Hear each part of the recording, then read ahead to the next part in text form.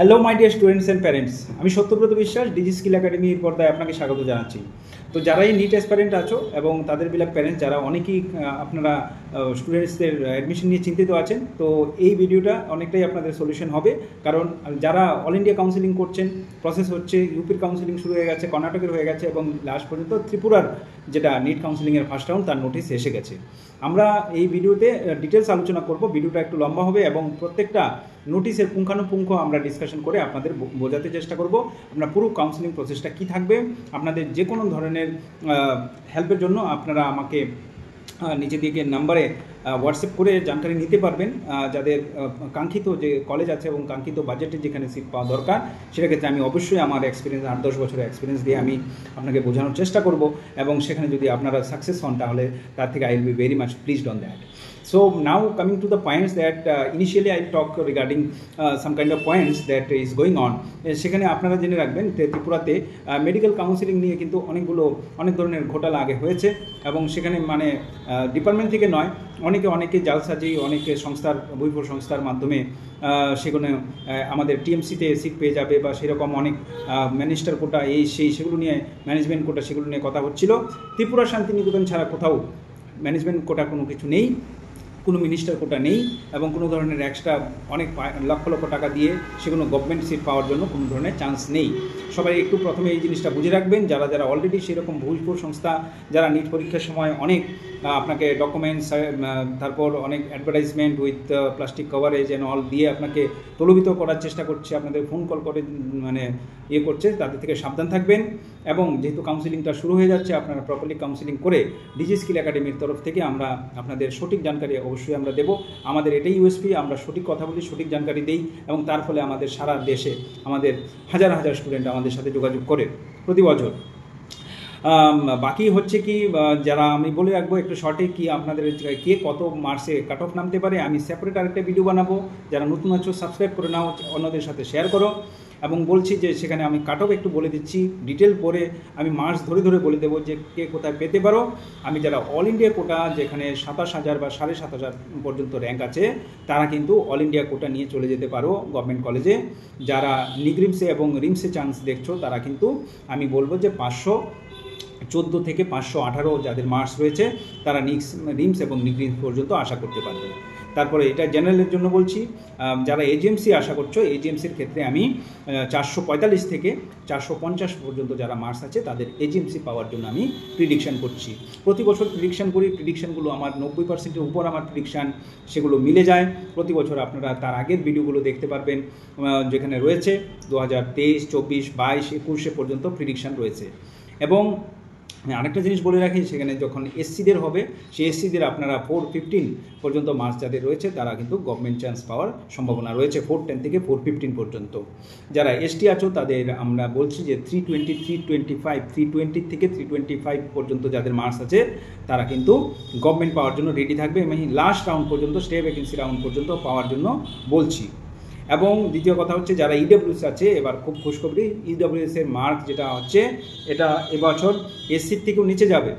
এসসিদের যেখানে থাকছে 410, 415-এর মতো, সেখানে ইডব্লিউএস আমি আশা করছি যে 395 পর্যন্ত যারা আছো তারাও অল ইন্ডিয়া ছেড়ে বাকি ত্রিপুরার এবং এজিএমসি এবং রিমসের যেগুলো নর্থ ইস্টের যেগুলো কোটা রয়েছে সেগুলো নিয়ে তোমরা সিট পেতে পারো।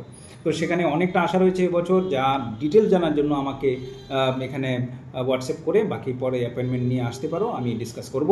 অবশ্যই সবাইকে সাহায্য করার চেষ্টা করব। যারা পিডব্লিউডি আছে তারা নির্দিষ্ট পরিমাণ করে ডাব্লিউএসএমরা আপনাদের সার্টিফিকেট নিয়ে সেখানে অ্যাপ্লাই করতে পারেন, কাজটা সুবিধা হবে। কোনো ডিটেল জানতে চাইলে বলবেন। এবং আমরা বলছি আরও, যেখানে অল ইন্ডিয়া কোটা যারা পেতে পারো তারা কিন্তু এজিএমসির সিটটা ছেড়ে দিলে ভালো। কারণ তোমার জায়গায় তুমি অল ইন্ডিয়া থেকে যদি এজিএমসি আসো, তোমার যদি 530-এর উপর মার্কস থাকে তাহলে তুমি এজিএমসিটা সিলেক্ট করার জন্য একবার দেখে নিও অল ইন্ডিয়া দিয়ে, তাহলে তোমার নিচের ভাই বোনেরা কিন্তু ত্রিপুরা থেকে একটা দুটো সিট পেয়ে যেতে পারে। তো এবার দেখে নিচ্ছি আমি আজকের যে নোটিশটা বেরিয়েছে ডিএমই ত্রিপুরা থেকে, সেখান থেকে পুঙ্খানুপুঙ্খ আলোচনা করেছি। পুঙ্খানুপুঙ্খ আপনারা কীভাবে করবেন, ফ্লোচার্টের হিসাবে কীভাবে আপনাদের অ্যাপ্লাই করতে হবে, আপনারা কীভাবে সেখানে রেজিস্ট্রেশন ফিস ফার্স্ট ইয়ার থেকেই এখানে লাগবে, প্লাস সিকিউরিটি ফিস লাগবে প্রাইভেটের জন্য 1 লাখ টাকা এবছর প্রথম রাউন্ডের থেকেই আপডেট। তো সেখানে ডিটেলস দেখে নিচ্ছি, ভিডিওটা সবটা দেখবেন, বড় হবে ভিডিওটা এবং সেখানে পুরোটা দেখে নিলে আপনারা শিখে যাবেন কীভাবে করতে হবে। বাকি যে কোনো ডাউটের জন্য আমি রেডি আছি, আপনারা নাম্বার দিয়ে সেখানে বুকিং করে আসতে পারবেন। তো একবার দেখে নিচ্ছি নোটিশটা। So, my dear students and beloved parents, NEET UG 2025 और Tripura government directorate of medical education की तरफ से educational notification has been published. So, first round of counseling notice has been published by DME Tripura. Here we can see that round one counseling that will be conducted for the colleges will see in this our notification. और जितने भी government college है, private college है, उसके लिए त्रिपुरा के लिए किया जाएगा। त्रिपुरा नीट ইউজি কাউন্সিলিং, তার মধ্যে এজিএমসি, টিএমসি, তারপর রিমস কলেজ মণিপুর এবং গভর্নমেন্ট বিডিএস কলেজ এবং কিছু আয়ুর্বেদিক সিট, তার জন্য কিন্তু কাউন্সিলিং হবে। এবং সেখানে আমরা দেখে নিচ্ছি যে এখানে অ্যানেক্সার বিভিন্ন দেওয়া আছে, যে অ্যানেক্সার গুলোতে সিট ম্যাট্রিক্স দেওয়া আছে। অ্যানেক্সার বিতে একটা এলিজিবিলিটি ক্রাইটেরিয়া আছে, স্টেট কোটা এবং যেটা গাইডলাইন্স আছে সেগুলো দেওয়া থাকবে, একটা ফ্লো চার্ট আছে কিভাবে প্রসেস হবে, and non refundable registration fees এবং ম্যান্ডেটরি সিকিউরিটি ফিস সেগুলো দিয়ে, এবং যারা ডিস্ট্রিবিউশন অফ সিট কিভাবে থাকবে বিভিন্ন কলেজে, ম্যাট্রিক্স অফ রাউন্ড ওয়ান কি থাকবে সেটা ভ্যাকেন্সি পর্যন্ত, সেই হিসাবে এখানে ডিটেলস দেওয়া হয়েছে। আমরা দেখে নেব এক এক করে। এখানে কিন্তু এই বছর যে ত্রিপুরা মেডিকেল কলেজ এবং প্রাইভেট কলেজগুলোর জন্য 1,00,000 টাকা কিন্তু নন রিফান্ডেবল যেটা ফিস রেজিস্ট্রেশন রয়েছে, তার সাথে সাথে সিকিউরিটি মানি কিন্তু এবছর ফার্স্ট রাউন্ড থেকে দিতে হবে, সেটা একদম লাস্টে লেখা আছে, আমি বলে দিলাম। সেখানে কিন্তু অন্য বছর ফার্স্ট রাউন্ডে মানে সিকিউরিটি ডিপোজিট লাগে না, কিন্তু এবছর ফার্স্ট রাউন্ড থেকে সিকিউরিটি ডিপোজিট লাগবে। এখানে রিজার্ভেশন ক্রাইটেরিয়া যা যা রয়েছে সেগুলো অ্যাজ পার এনএমসি গাইডলাইন্স আপনারা জানেন। এবং যারা পিডব্লিউডি ক্যান্ডিডেটস আছে তাদের আগরতলা গভর্নমেন্ট মেডিকেল কলেজে তাদের ভেরিফিকেশন করাতে হবে ডিসেবিলিটি বোর্ডের দ্বারা। এবং আমরা আবার চলে যাব যেখানে মেইন জিনিসটা রয়েছে, সেখানে হচ্ছে কি আমরা এই যে trmcc.admissions.nic.in এই যে এই যে রয়েছে, এখানে কিন্তু এবার চালু হবে। এখানে 30 তারিখ থেকে চালু হবে, 30 জুলাই থেকে এখানে চালু হয়ে যাচ্ছে আমাদের ফার্স্ট রাউন্ড। আমরা এখানে মেইন জিনিসগুলিতে চলে আসব, আপনারা নোটিশটা ভালো করে পড়ে নেবেন লাইন বাই লাইন, তাহলে বুঝতে পারবেন। এখানে মেরিট লিস্ট যেটা আছে সেটা জারি করবে টিআরএমসিসি আফটার দ্য রেজিস্ট্রেশন প্রসেস। এখানে বলা হচ্ছে যে ত্রিপুরা শান্তিনিকেতন আবার এলওপি পেয়েছে 150 সিটের, এবং সেটা 75টা সিট থাকবে স্টেটের জন্য এবং 75টা সিট বাইরের জন্য। 10টা সিট সেই গভর্নমেন্ট মেডিকেল কলেজের রেটেই চলবে, এবং 65টা যেটা আছে সেটা কিন্তু তাদের মেইন যে ফিজ আছে সেটা 90 লাখসের মতো ছিল, বাড়ানোর প্রস্তাব দেওয়া হয়েছিল কিন্তু সেটা পেন্ডিং আছে, সেটা কিন্তু 90 থেকে 95 এর মধ্যে সেটা থাকবে। তাহলে চলে আসছি মেইন আমাদের পোর্শনে। আমরা যেখানে এলিজিবিলিটি ক্রাইটেরিয়া আপনারা সবাই জানেন, যেটা 50% নিয়ে পাস করতে হবে এবং 50% মার্কস পিসিবি তে থাকতে হবে, এবং সেইগুলো নিয়ে রেগুলেশন লেখা আছে। এবং যখন আপনারা নিচে যাবেন তখন দেখতে পাবেন যে এই হচ্ছে মেইন আমাদের কিন্তু notice. Registration payment of fees of the candidate and registration security deposit, সেগুলো চয়েস ফিলিং, সেটা ডেট কি থাকছে। রেজিস্ট্রেশন 30 জুলাই থেকে সকাল 10টা থেকে শুরু করে 3 তারিখ মানে 3 অগস্ট রাত্রি 10টা পর্যন্ত খোলা থাকবে। পেমেন্টও কিন্তু সেই টাইমগুলোতে থাকছে, কিংবা পেমেন্ট 4 অগস্ট আপনার সকাল 10টা পর্যন্ত থাকছে। এবার চয়েস ফিলিং সেখানে হবে, চয়েস ফিলিংটা এখানে 31 তারিখ 5টা থেকে শুরু করে এখানে 4 তারিখ বেলা 5টা পর্যন্ত এখানে চয়েস ফিলিং করা হবে। চয়েস ফিলিং এর ক্ষেত্রে বিশেষ যেগুলো থাকছে সেগুলো নিয়ে আমি কথা বলবো। এবছর যেহেতু অনেকজন স্টুডেন্ট পাস করে যায়, কিন্তু এবার টিএমসি তে কিন্তু গত বছরের তুলনায় কাট অফ কমতে পারে। আমার একটা ধারণা, যেখানে এজিএমসি এবং টিএমসি যেটা কাট অফ হয়, আমি একটু কাট অফ গুলো বলে দিচ্ছি সংক্ষেপে প্রথমে ভিডিওর আগে।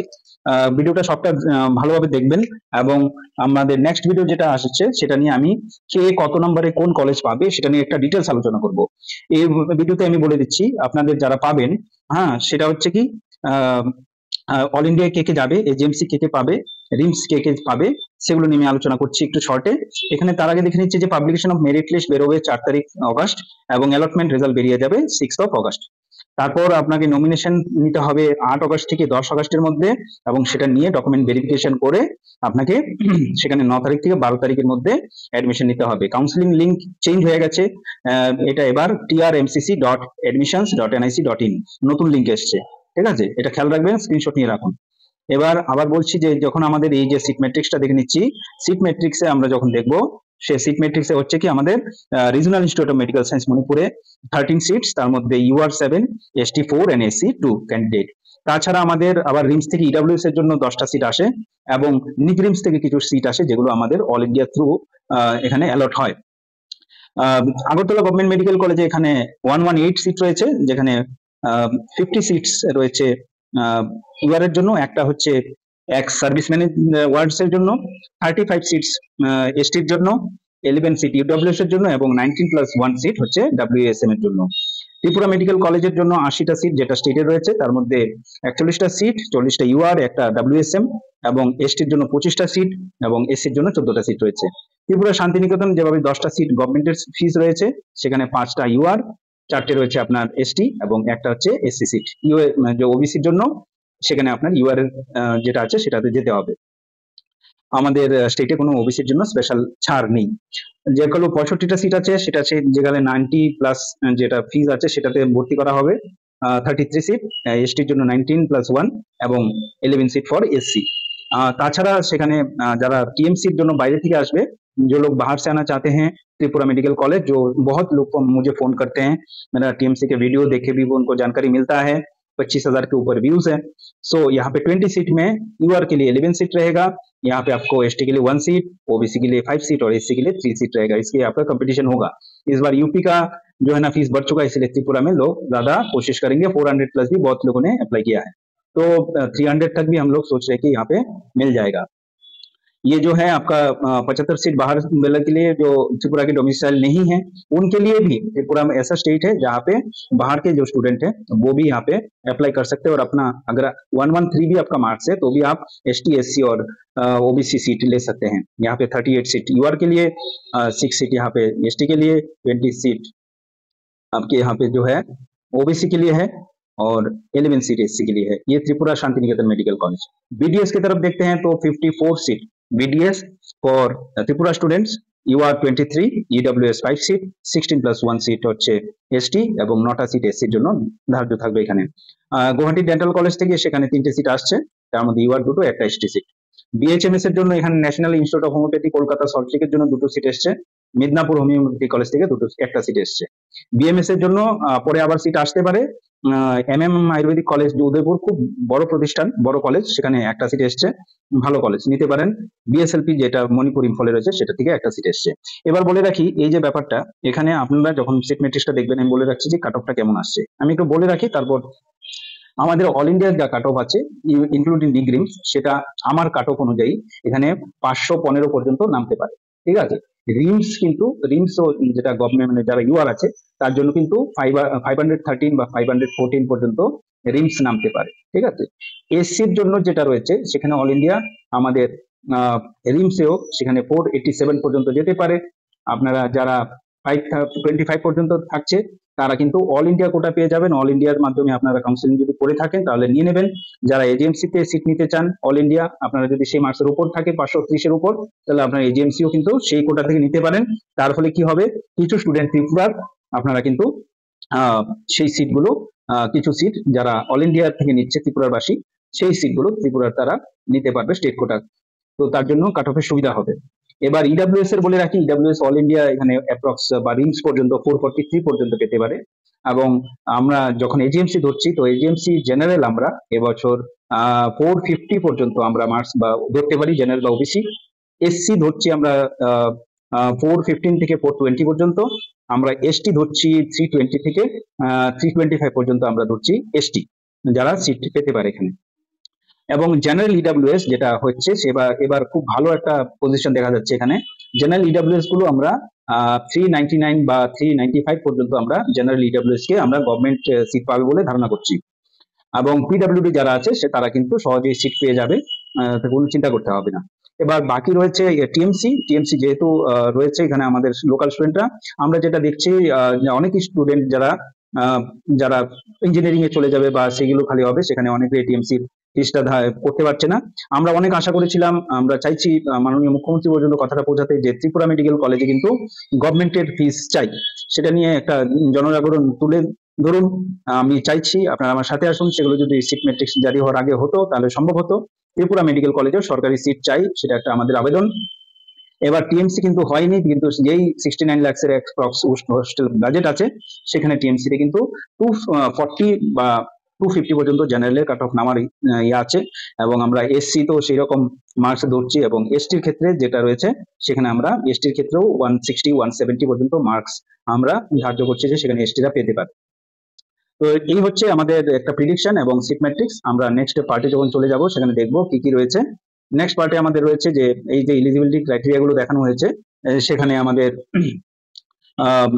এই যে একটা হচ্ছে ক্লজ 1 এবং ক্লজ 2, যারা পার্মানেন্টলি ত্রিপুরা রেসিডেন্স এবং কিংবা 10 বছর ধরে এখানে থাকছে প্যারেন্টসরা, তারা ত্রিপুরার অ্যাপ্লিকেন্ট বলে করতে পারবে। The applicant should not have applied for domicile for any of any state other than Tripura. তারা অন্য স্টেটে ডোমিসাইল বলে যারা না করছে তারা ত্রিপুরা ডোমিসাইলে করতে পারবে। ক্লজ 2 তে কি রয়েছে, যারা ইন্ডিয়ান সার্ভিসেস রয়েছে, অনেক বছর ধরে বাইরে রয়েছে কিন্তু তারা ত্রিপুরাবাসী, তাদের চিলড্রেনরা এখানে এমপ্লয়ি থাকলেও, বাইরে এমপ্লয়ি থাকলেও তারা কিন্তু ত্রিপুরার কাউন্সিলিং এ পার্টিসিপেট করতে পারবে। ইন কেস অফ যদি ক্যান্ডিডেট ইজ পার্মানেন্ট রেসিডেন্ট না হয়, is there any deputation as officer employee যদি থাকে এখানে সেন্ট্রাল গভর্নমেন্টের হয়ে ত্রিপুরাতে কাজ করছেন, তারা যদি 3 বছর ধরে এখানে থাকে তাহলে ওখানে ডোমিসাইল হিসাবে, এবং এখানকার স্কুলে পড়াশোনা করছে গত 3 বছর ধরে, তাহলে তারা ত্রিপুরার ডোমিসাইল হিসেবে আবেদন করতে পারবে। এখানে যারা in case of words of ex serviceman থাকছে, যারা must have been staying in Tripura continuously for not less than 5 years immediately, তারা কিন্তু এখানে অ্যাপ্লিকেশন অন্য জায়গায় করছে না, এবং এখানে who are in the year from any school or institute in India affiliated to government with subject to which were desire to appear in the league, সেখানে 5 বছর ধরে যদি এখানকার চাকরি করছে তারাও ত্রিপুরার ডোমিসাইল হিসেবে করতে পারবে। যারা children of serving defence personal, যারা ত্রিপুরা থেকে, এবং তারা allowed to appear for counseling provided their children should be stayed Tripura continuously for not less than 5 years immediately prior to the date of making application। এখানে যারা ডিফেন্স পার্সোনাল বাইরেও থাকছে, তারা 5 বছর ধরে থাকছে, তারাও কিন্তু ত্রিপুরা ডোমিসাইল হিসেবে অ্যাপ্লাই করতে পারে। যাই হোক, এবার গাইডলাইন্স গুলো যেগুলো আছে আপনারা ভালোভাবে পড়ে নেবেন। গাইডলাইন্স গুলোর মধ্যে এখানে অফিসিয়াল পাবলিকেশনের পর আপনাকে সেই অ্যাপ্লিকেশন করতে হবে, এবং সেখানে আপনার ওই যে বললো সেখানে কোয়ালিফাইড এলিজিবল লিস্ট সেখানে লাগবে।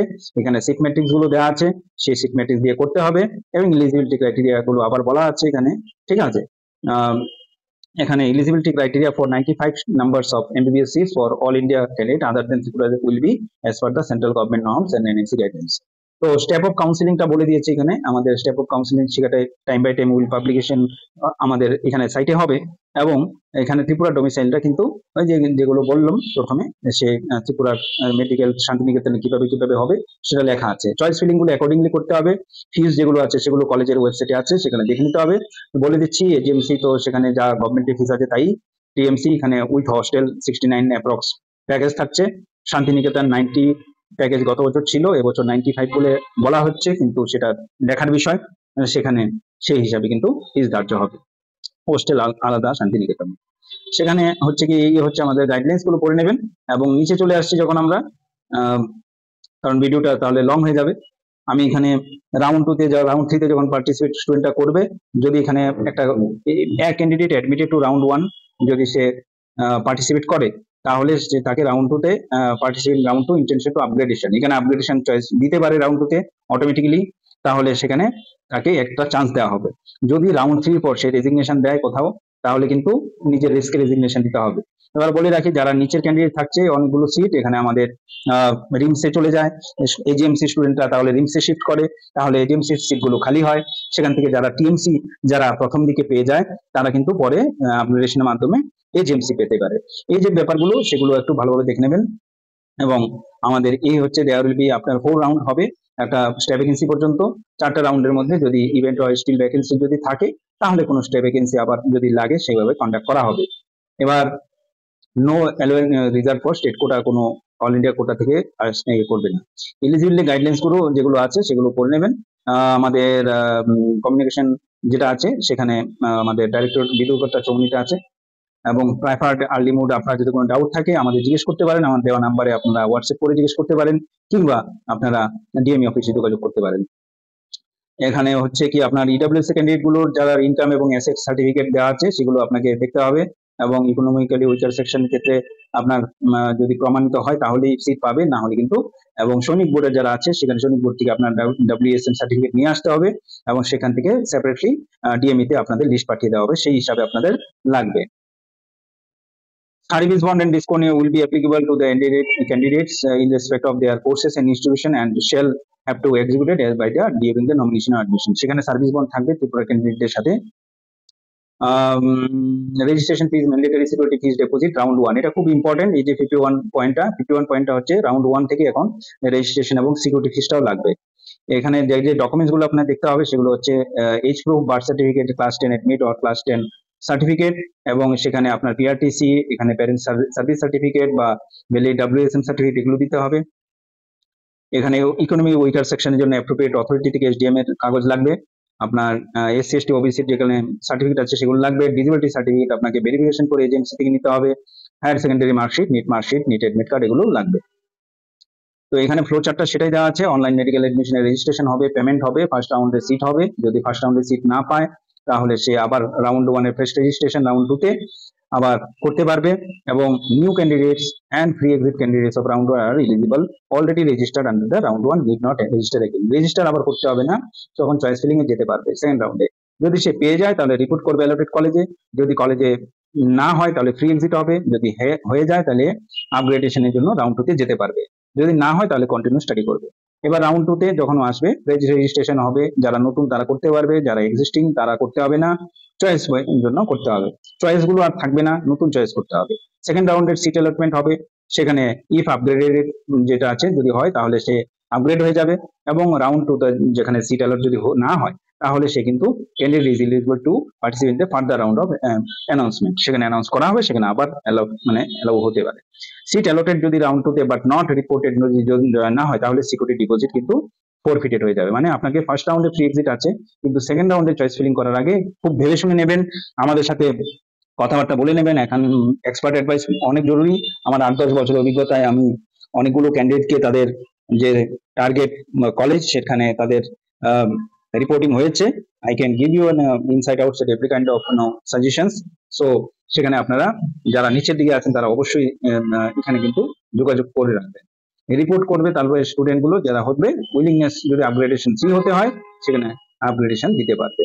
সেই রাউন্ড 3 তো সেই ব্যাপার, যদি রাউন্ড 3 তে হয় সেভাবে সিট অ্যালটমেন্ট যদি হয়ে যায় তো জয়েন করবে, সিট অ্যালটমেন্ট না জয়েন করে তাহলে স্টে ভ্যাকেন্সিতে চলে যাবে, এবং যদি সেখানে জয়েন না করে তাহলে ফরফিটেড হয়ে যাবে। স্টে ভ্যাকেন্সি রাউন্ডে আবার সেই হিসাবে নিয়ে দেওয়া হবে, যদি না জয়েন হয় তাহলে আর ফরফিটেড হয়ে যাবে। ডিবিআর লাস্টে যদি সিট পেয়ে যায় স্টে ভ্যাকেন্সিতে, যদি জয়েন করে তাহলে তাকে রিজাইন করা যাবে না, এবং সে যদি সিট পেয়ে না নেয় তাহলে কিন্তু আগামী বছর নিট থেকে আউট হয়ে যাবে। এই হচ্ছে একটা ফ্লো চার্ট আমরা দেখলাম। এবার ফিসটা দেখছি, যারা জেনারেল ওবিসি এনসিএল সেটা আছে স্টেট ডোমিসাইলের 2,500 টাকা, এসসি ইডব্লিউএস এর 2,000 টাকা, এসসি এসটি পিডব্লিউডি আদার হচ্ছে 1,800 টাকা। এটা নন রিফান্ডেবল থাকবে। এখানে বলা আছে স্টার মার্ক দিয়ে যে registration fees for the candidate OBC NCL, এটা registering for all India, এখানে other than the Tripura seat will be as per registration fees লাগবে। এবার mandatory security fees of round 1 যেটা লাগবে ফর্ম ফিল আপের সাথে সাথে, এখানে গভর্নমেন্ট কলেজের জন্য সিকিউরিটি ফিজ দিতে হবে 5,000 টাকা, আদার্স 10,000